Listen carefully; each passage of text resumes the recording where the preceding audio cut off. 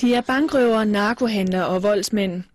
Kevin Christensen er snart færdig med at afsone en 7 år lang dom for vold og røveri.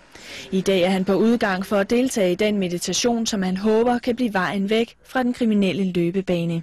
Jeg tænkte bare, at man kan ikke komme i sådan en tilstand uden nogen form for stoffer. Men det kan man.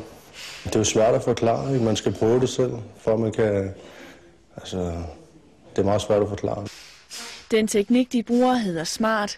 Målet er at lære de kriminelle at vende deres vrede til positiv energi. Man kan komme af med en masse negativitet, og så lige pludselig få frigivet en masse energi, som man lige pludselig kan bruge til noget nyt og til noget andet. Ikke?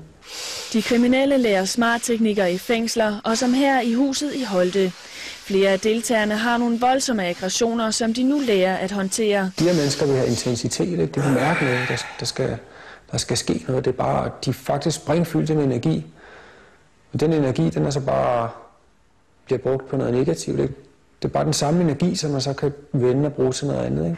Jakob Lund har undervist i 6 år og har haft omkring 700 kriminelle igennem programmet. En af dem er Alexander Gingold, der jævnligt vender tilbage til huset. Jeg har haft meget ild i røven og ikke kunne koncentrere mig om ting, så lang tid gange. Og nu har jeg fundet den ro, jeg skal bruge til ligesom at lukke alt andet ude og så være til stede nu.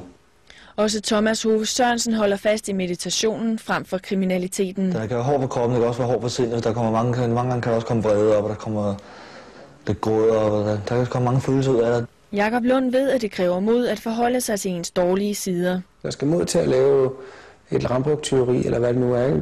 Der skal bare endnu mere mod til at lave et rambuktyveri på sig selv.